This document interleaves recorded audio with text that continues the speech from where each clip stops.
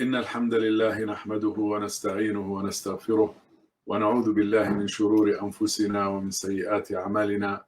من يهده الله فلا مضل له ومن يضلل فلا هادي له، وأشهد أن لا إله إلا الله وحده لا شريك له، وأشهد أن محمدا عبده ورسوله. يا أيها الذين آمنوا اتقوا الله حق تقاته ولا تموتن إلا وأنتم مسلمون. يا أيها الناس اتقوا ربكم الذي خلقكم من نفس واحدة وخلق منها زوجها وبث منهما رجالا كثيرا ونساء، واتقوا الله الذي تساءلون به والأرحام إن الله كان عليكم رقيبا. يا أيها الذين آمنوا اتقوا الله وقولوا قولا سديدا يصلح لكم أعمالكم ويغفر لكم ذنوبكم، ومن يطع الله ورسوله فقد فاز فوزا عظيما. وبعد، فإن أصدق الحديث كتاب الله، وخير الهدي هدي محمد صلى الله عليه وآله وسلم، وشر الأمور محدثاتها، وكل محدثة بدعة، وكل بدعة ضلالة، وكل ضلالة في النار. أما بعد, dear brothers and sisters, viewers and listeners, روى البخاري ومسلم والترمذي من حديث أبي هريرة رضي الله عنه قال: 7 يظلهم الله في ظله يوم لا ظل إلا ظله: الإمام العادل، وشاب نشأ في عبادة الله، ورجل قلبه معلق في المساجد، ورجلان تحابا في الله اجتمعا عليه وتفرقا عليه، ورجل طلبته امرأة ذات منصب وجمال فقال إني أخاف الله، ورجل تصدق بصدقة فأخفاها حتى لا تعلم شماله ما تنفق يمينه، ورجل ذكر الله خاليا ففاضت عيناه. وفي رواية: 7 يظلهم الله في ظل عرشه، وهذه الرواية حسنها ابن حجر. Dear brothers and sisters, viewers and listeners, this hadith is narrated in both Al-Bukhari and Muslim. It is also narrated in At-Tirmidhi. And the rough translation is as follows: there are 7 whom Allah will shade in His shade on the day when there is no shade except His shade. And in another narration, in the shade of the throne. A just ruler, a youth who grew up in the worship of Allah, mighty and majestic, a man whose heart is attached to the mosques, 2 men who love each other for Allah's sake, meeting for that and departing upon that, a man who is called by a woman of beauty and position for illegal relationship, but he says, I fear Allah, a man who gives in charity and hides it such that his left hand does not know what his right hand gives in charity, and a man who remembers Allah in private and his eyes shed tears. Narrated, as I said, this is narrated by Abu Huraira, collected by Bukhari and Muslim, and also At-Tirmidhi. And there is a narration which says that there are 7 that Allah shade in the shade of His throne when there is no shade but His shade. First of all, let us talk about that day. What is the day referred to in this hadith? This day is the day of resurrection. It is the day of gathering of all humankind from Adam alayhi salatu wassalam until the last person on earth. They will be resurrected and they will be called for reckoning on a day that the sun will be so close to the people that they will start to sweat. Also, in another narration, it says, يحشر الناس يوم القيامة حفاة عراة غرلا. This is متفق عليه. People in the day of on the day of judgment are resurrected, and they are gathered, and they will be naked, they will be barefooted, and the sun shall come very close. It says in one hadith, a mile away, or a mile, which is about few centimeters what they use to do the eyes with. So the sun will be so close to the people that they will sweat. And that sweat depends on their sins. So the people who are with less sins, their sweat will reach their ankles. Those who have more sins, their sweat will reach their knees. And those who have even more sins, the sweat will reach their hips, and so on until some people, the sweat will come up to their jaws. So it is bridled by their sweats.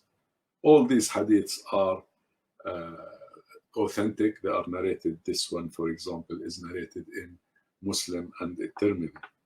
And of course, you can imagine that the people will be in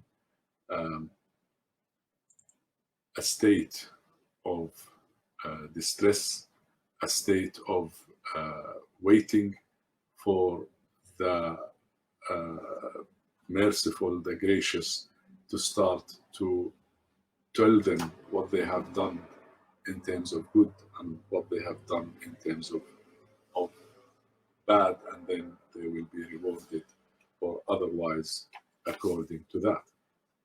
On that day, Allah subhanahu wa ta'ala shall shade seven. The hadith says, سبعة يظلهم الله تعالى في ظله يوم لا ظل إلا ظله. Seven, Allah shades in His shade. In the day there is no shade but His shade. So in that, what we explained, it's a place that is open. All the people are there. The sun is so close and they are sweating. There are no trees to shade them. There are no covering whatsoever. But on that day, Allah shall shade seven. And the number seven here refers to seven categories, not to seven single people, not seven individuals, I mean. So seven categories of people shall be shaded in the shade of Allah subhanahu wa ta'ala in the day that there is no shade but His shade. There is a hadith that explains the shade of Allah, the shade of God on the day of resurrection, and that is the shade of His throne. A throne of Allah is a creation, and it is so huge that in one narration it says that there are, as we know, there are seven heavens, seven layers of heavens. What we see in the galaxy is the first one. The first heaven compared to the second heaven is like a ring thrown in the desert. So the size, comparative size between the first heaven and the second heaven is like a ring thrown into a desert. And then the same, the size of the second heavens compared with the third is like a ring thrown in a desert, and the third heaven compared with the fourth is like a ring thrown in a desert until you reach the seventh heaven. Then the seventh heaven compared with the stool of Allah subhanahu wa ta'ala, Al-Kursi, that is mentioned in Ayat Al-Kursi, the verse Al-Kursi in Surah Al-Baqarah, also a creation of Allah. So the seventh heaven compared to the stool is like a ring thrown into the desert. And then the size of the stool compared with the throne of Allah subhanahu wa ta'ala is like a ring thrown into a desert. So the throne of Allah subhanahu wa ta'ala is a creation that is so huge, it is beyond imagination. Allah shall shade 7 categories of people in the day that there is no shade but his shade, or the shade of his throne. And if someone is shaded by the throne of Allah, then they are indeed in a very good position on that day. Who are these people? The first category, it says Imamun Adil. Imam is not really, it doesn't refer to the one who leads the prayer. Although Imam means a leader, because the Imam leads the prayer and people follow the Imam. So when he says Allahu Akbar, people say Allahu Akbar like him. When he goes to ruku', they go to ruku'. So he is really leading them in the salah. Of course, Adil means just. So Al-Imam al-Adil is a just ruler. And a just ruler could be a ruler of a whole country, and he could be a ruler over fewer people. كلكم راع وكلكم مسؤول عن رعيته. Al-Imam al-Adil is the one who has the authority. He runs the affairs of the people, and if that person is just and he treats people with justice and he applies justice, then he is the first category to be shaded in the shade of Allah when there is no shade but the shade of Allah. Justice is to put something in its place, to give the right to the people who own that right, and to take from those who don't own, to take it away from them and give it to the people who own that right. This is justice, and in Islam it is a reference to the Book of Allah and the prophetic tradition, because they have the rulings on justice. Also, to make people equal. No one is better than the other. There is no differentiation. There is no segregation. There is no category of people who are above the other categories. Not based on a color, not based on race, not race based on ethnic background, not based on anything. In the in that category, all people are at the same level. And this is not something that people should endeavor to have. This is a birthright that people should be equal. Being rich or poor makes no difference. Being more or less knowledgeable makes no difference. Being a man or a woman has no reference whatsoever. Equality is an absolute equality amongst people. People are rewarded according to what they do. They are appreciated according to their hard work, and they are equal in front of the law. This is justice, and this is what a just ruler should make sure that it happens. Otherwise, if any disturbance in that justice, if a group of people are discriminated against, or they are treated less, or even treated more for any reason, then justice is not served.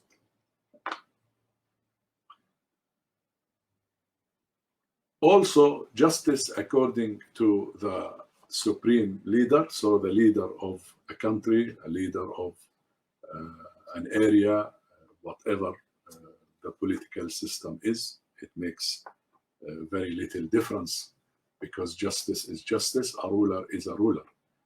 Maybe a ruler of a state, maybe a ruler of a whole country, maybe more or maybe less. Also in Islam, there are 5 things that a ruler, and Islam indeed was based on protecting 5 al-kulliyat al-khams, 5 categories that are essential, or the 5 essentials. The first one is to protect religion, to protect the right of people to worship. The second is to protect the soul from being tampered with, to being attacked, to being injured, to being taken. Also to protect the mental rights of people. Al-aql. People have the right to think and have the right to express their thinking. And anything that can tamper with that should be dealt with from the very highest level, which is the ruler, to make people equal in terms of their right to think. Also, to protect the offspring of people, that people know that this child belongs to this family and this child belongs to this father.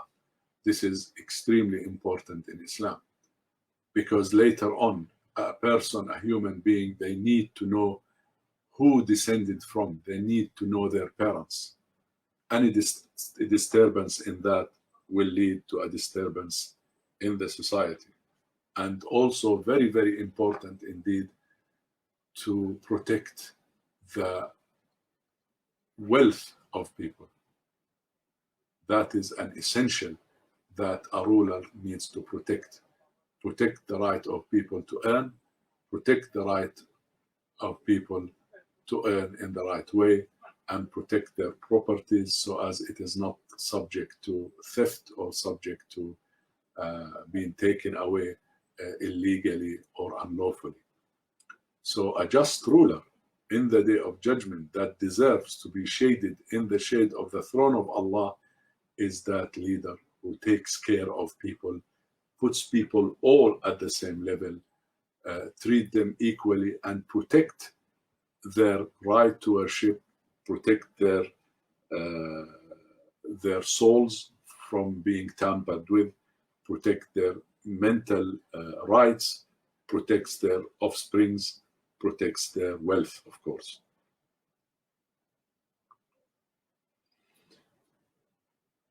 Nations will thrive if justice is served. Nations will go very far in terms of being happy, in terms of being secure, in terms of being stable, if justice is served, and vice versa. If justice is not served, then there is a huge problem. The second category, dear brothers and sisters, listeners and viewers, is شاب نشأ في عبادة الله. Shab is, we can translate it as chap in English, but it means a young person that is, he grows or she grows under the worship of Allah. Islam is about worshipping Allah subhanahu wa ta'ala. It's about servitude to Allah.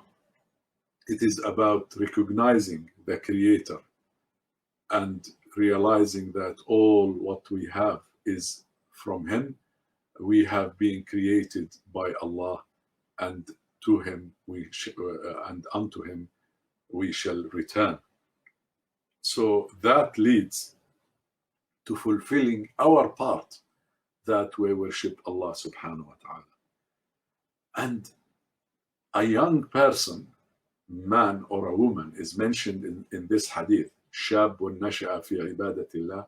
A young person, young in terms of shab means young, but not a child. It is a reference to sort of like young, 14, 15, maybe a little bit younger or a little bit older. So that is shab, because beyond that, Islam refers to as tifl.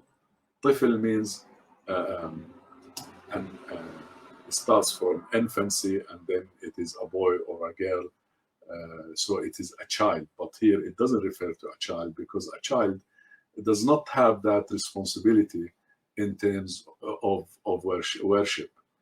In Islam, there is an age where we teach our boys and girls to start to pray, which is 7, and we should really, by the age of 10, they should have done it, and they can fast when they. But Islam, it starts from the time we have reached the age of puberty, which is the age that we understand life. It is the age that we can reproduce. And when we are in a position, in that position, then we understand life. And then Allah subhanahu wa ta'ala makes it obligatory upon us to pray and fast and do well, etc. Of course, there is the obligation from the family to teach the kids Islam from a younger age, but their responsibility comes later. I mean, the responsibility of children. And here it is mentioned that a young person is obedient to Allah subhanahu wa ta'ala. They are straight, they are good, they fulfill their duties as Muslims. نشأ في عبادة الله. And we understand, whoever deals with teenager as parents or as a teacher or as a guardian, etc., they realize that the teen age is a volatile, if you like, age. These children are in a transition from childhood to manhood and womanhood. So during that transition, if you like, there is some sort of struggle inside oneself, being a child a few months and then going through manhood and womanhood.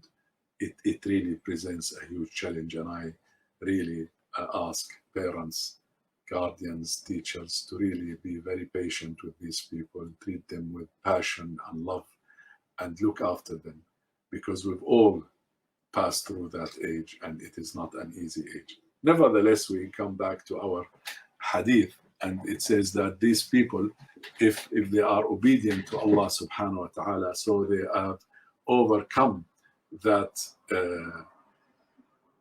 stage of internal questioning and discovery to a state of worship of Allah subhanahu wa ta'ala, obedience to Allah and His Messenger, and being good, good to the parents, good to the neighbors, offer prayers, etc. Then indeed, this category is the second category that Allah shall shade in His shade. In the day there is no shade but His shade. So just very quickly, what شاب نشأ في عبادة الله, this young person who grew up in the obedience of Allah, what are their characteristics? They observe prayers and they observe the pillars of Islam. So they offer prayers regularly, they fast Ramadan and do what is required from them. And also they refrain from indulging in unlawful things.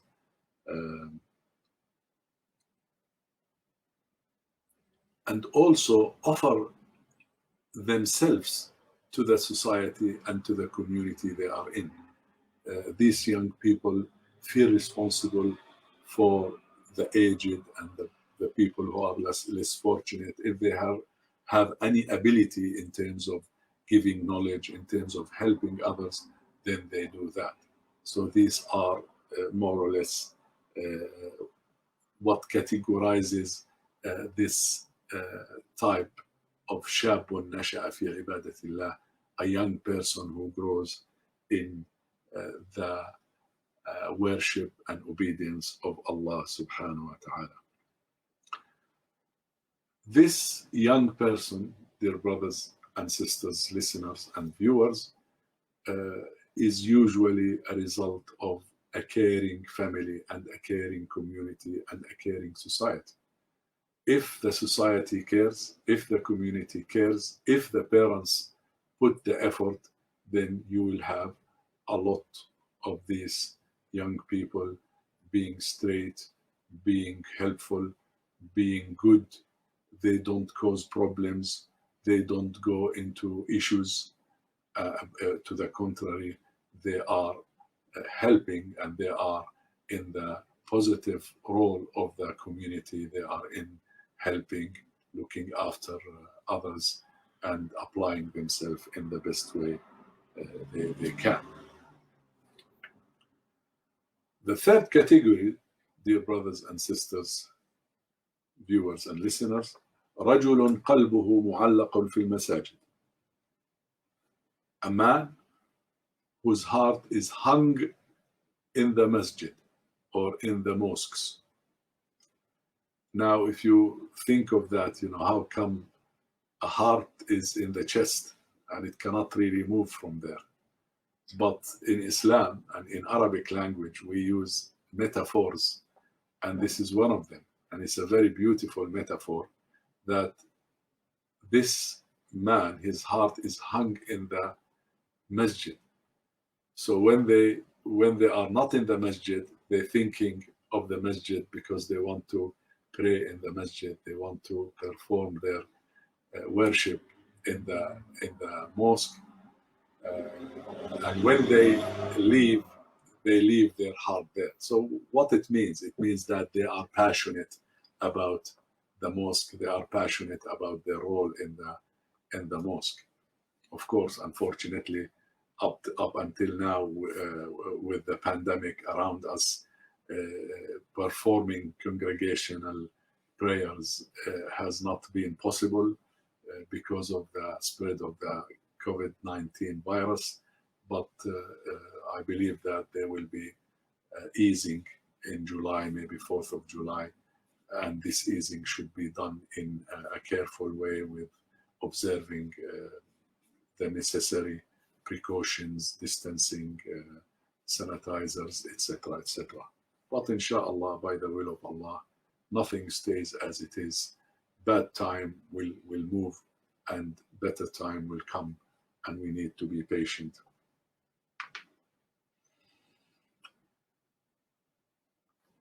We can say a lot about this man. Allah subhanahu wa ta'ala says, في بيوت أذن الله أن ترفع ويذكر فيها اسمه يسبح له فيها بالغدو والآصال رجال لا تلهيهم تجارة ولا بيع عن ذكر الله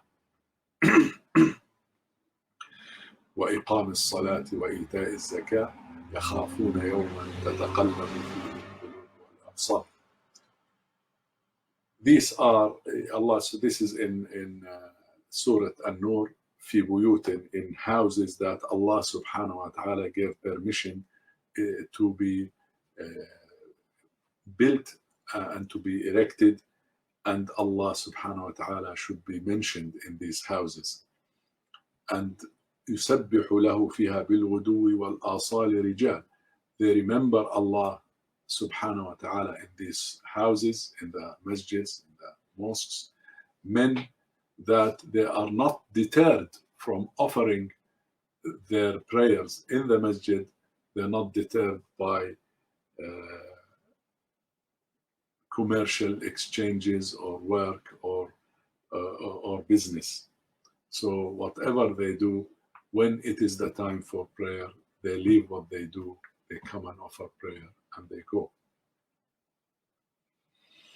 Of course, dear brothers and sisters, the masjid, there are many opinions, but men should really offer their prayers in the masjid.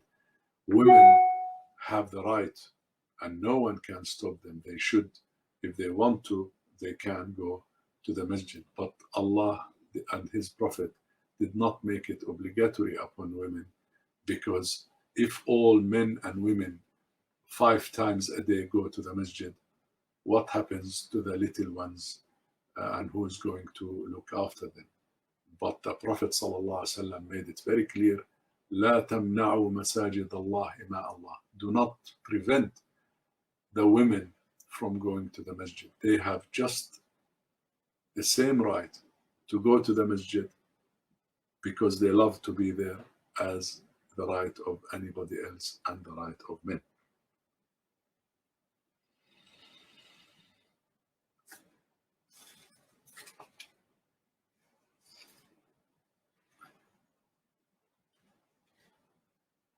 The other category that the hadith is mentioning, وَرَجُلَانِ تَحَابَّا فِي اللَّهِ اجْتَمَعَ عَلَيْهِ وَتَفَرَّقَ عَلَيْهِ. Here it talks about, and although it says that 2 men, they love each other for the sake of Allah, and it applies to men and it applies to everyone. So these 2 people, these 2 men, their passion to one another is based upon obedience to Allah subhanahu wa ta'ala. So when they meet, they remember Allah, perhaps they go to the masjid together, perhaps they help people together, be charitable, and so on. So when they meet, they don't meet for any other purpose but to please Allah subhanahu wa ta'ala Almighty.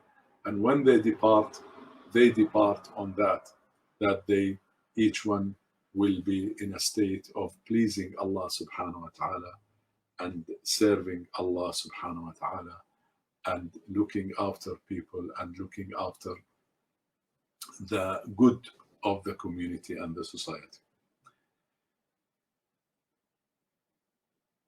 The Prophet sallallahu alayhi wasallam is telling us ثلاثة من كن فيه وجد حلاوة الإيمان.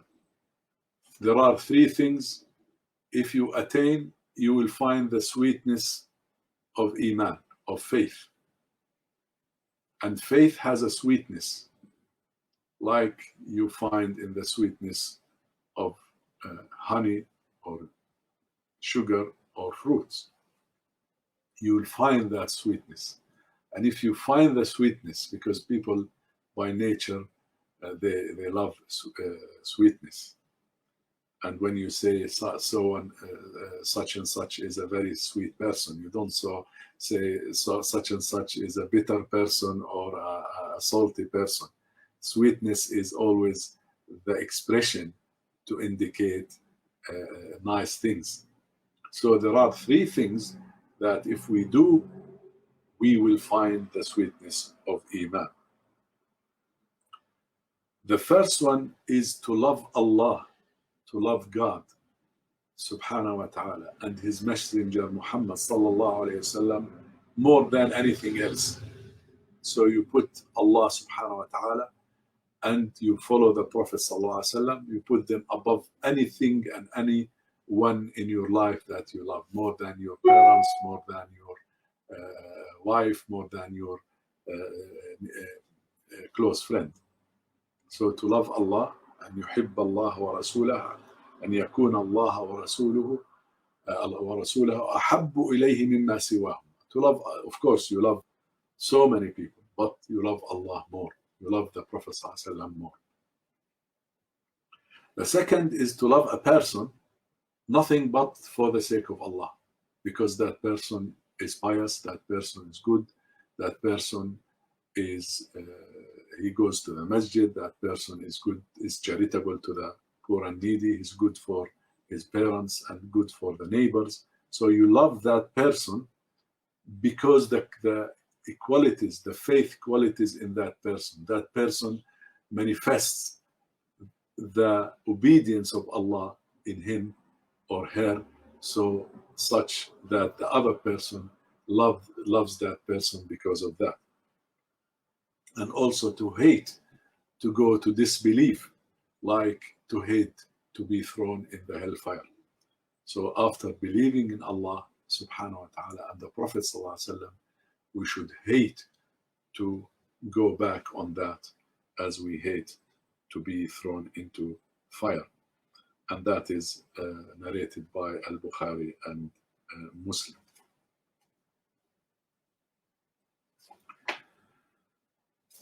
There are a lot we can say that, but perhaps it is sufficient to say what I've just said. The fifth category is really a situation which, if you remember, if you're following me on Tafsir Surah Yusuf, Yusuf was the wife of Al-Aziz, found him very attractive, and Allah gave him half of the beauty that he created, and she wanted him, and he refused that, and that is this situation. وَرَجُلٌ طَلَبَتْهُ امْرَأَةٌ ذَاتَ مَنْصِبٍ وَجَمَالٍ فَقَالَ إِنِّي أَخَافُ اللَّهَ. A man was sought by a woman with beauty and position. So beauty and position, which means there is a reason to be attracted, and if that woman has a position, then maybe there is a reason not to fear the consequences as such. And yet that man refuses to indulge in unlawful and illegal relationship with that woman. And I give the example of Prophet Yusuf alayhi salatu wasalam. He is the highest role model in that area and in many other areas, but he refused, and he said, قال السجن أحب إلي مما يدعونني إليه. He said that going to prison is better for me than to fulfill their desires and needs.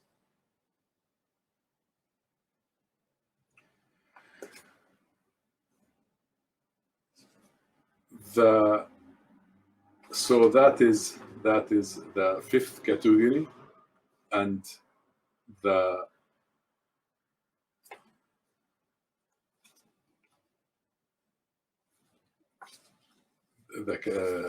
fifth category, and I seem to have missed the sixth.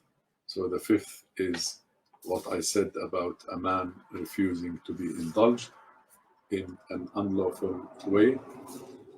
And the sixth category is a man who gives in charity, and he doesn't really show off. So he looks after people, he chooses the people who wants to give, perhaps using charities, registered charities, but then he does not declare, he does not want to show himself. He can transfer the money to the legitimate and registered charities, but he does not want anyone to know that. He doesn't tell the people around him that, look, you know, I've paid this charity so much money. So he keeps it to himself. And that man is also one of the categories that Allah shall shade in his shade in a day that there is no shade but the shade of Allah subhanahu wa ta'ala. Paying charity is very important, dear brothers and sisters. Of course, there should be a system within. If we go back to the very first category, one of the tasks of a ruler, a just ruler, is really to make sure that people have enough, at least have the minimum that they can live a decent life without needing others. And you'll find that when there is justice, you will find less poverty. And when that justice is less, or there is no justice, then you'll find that there are people who are extremely poor and people who are extremely rich, and hardly anything in between. But in Islam, made zakah as one of its pillar, charity, obligatory charity that people, the well-off people, pay it to the less fortunate, poor and needy, and the widow and the orphans and those who are been through disasters, etc.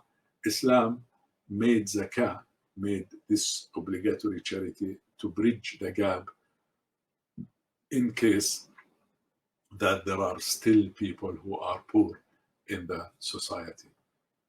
And there are ways, of course, the zakah is obligatory and people should pay it, and it should be distributed in a fair way as well to those who need it.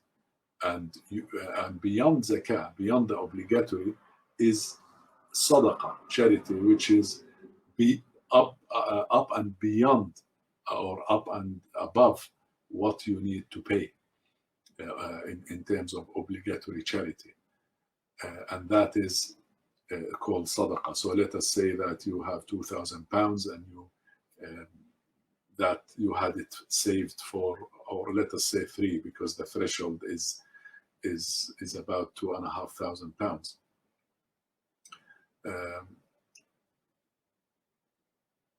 After a year, you need to pay 2.5%, so you pay £75. So that is obligatory; it has to be paid. But then, if you pay more, then that is good. And there are 2 ways to do that. If you pay it, as long as your intention is for Allah and to benefit the poor and needy and not to show off, then by the will of Allah, Allah shall accept. But if you choose to hide your charity, then that is even better, because then there is no reason for you to believe, or for anybody to believe, that you were not sincere. If you are hiding it, then you're not really requiring anyone to know that you paid this charity so much and paid the other charity so much. And that is one of the categories that Allah shall shade in His shade, in a day that there is no shade but His shade. The seventh and the last category is وَرَجُلٌ ذَكَرَ اللَّهَ خَالِيًا فَفَاضَتْ عَيْنَاهُ. A person, man or a woman, they remember Allah alone, they remember His favors upon us, they remember the day that we shall return to Him, they remember His majesty, they remember that He is gracious, that He is all-seeing, all-hearing, all-wise. They remember Allah alone, so they tear. فَفَاضَتْ عَيْنَاهُ. Then that tear comes out because of them remembering Allah subhanahu wa ta'ala. روى الترمذي وحسنه أن النبي صلى الله عليه وسلم قال: عينان لا تمسهما النار، عين بكت من خشية الله، وعين باتت تحرس في سبيل الله. وروى أحمد وغيره أن النبي صلى الله عليه وسلم قال: حرمت النار على عين بكت من خشية الله. So there are 2 eyes, or 2 categories of eyes, that they will not be tortured and they will not be touched by hellfire. An eye that cried for the fear of Allah, and the other one is the eye that is guarding people and guarding people from dangers.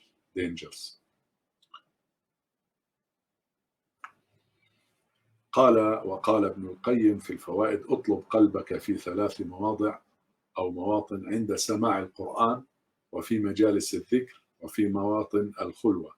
فإن لم تجده في هذا الموطن أو في هذه المواطن فاسأل الله أن يمن عليك بقلب فإنه لا قلب لك. Seek your heart in 3 positions, in 3 situations. When you hear the recitation of the Quran, and when you are learning, you're learning about tafsir, you're learning about Islam, you're learning about prophetic traditions, seerah. Seek your heart. And when you are alone, remembering Allah subhanahu wa ta'ala. If you don't find your heart in these three positions and three situations, ask Allah to give you a heart. Perhaps you don't have one. Dear brothers and sisters, 7 categories Allah subhanahu wa ta'ala shall shade in the shade of his throne in the day that there are no shade, or there is no shade but his shade. Imamun Adil, a just ruler,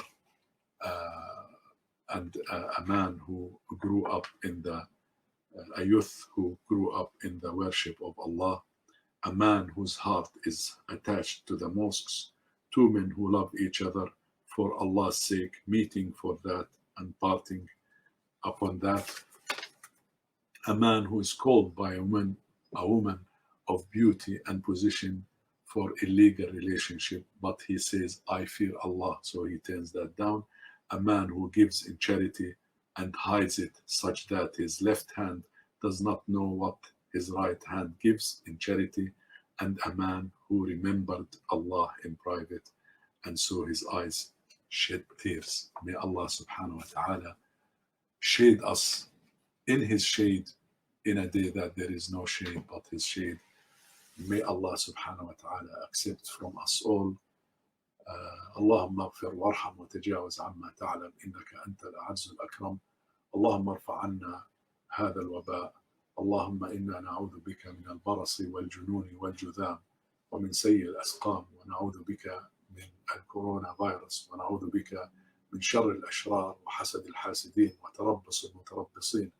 اللهم اغفر وارحم وتجاوز عما تعلم إنك أنت الأعز الأكرم. جزاكم الله خير. May Allah reward you all. والسلام عليكم ورحمة الله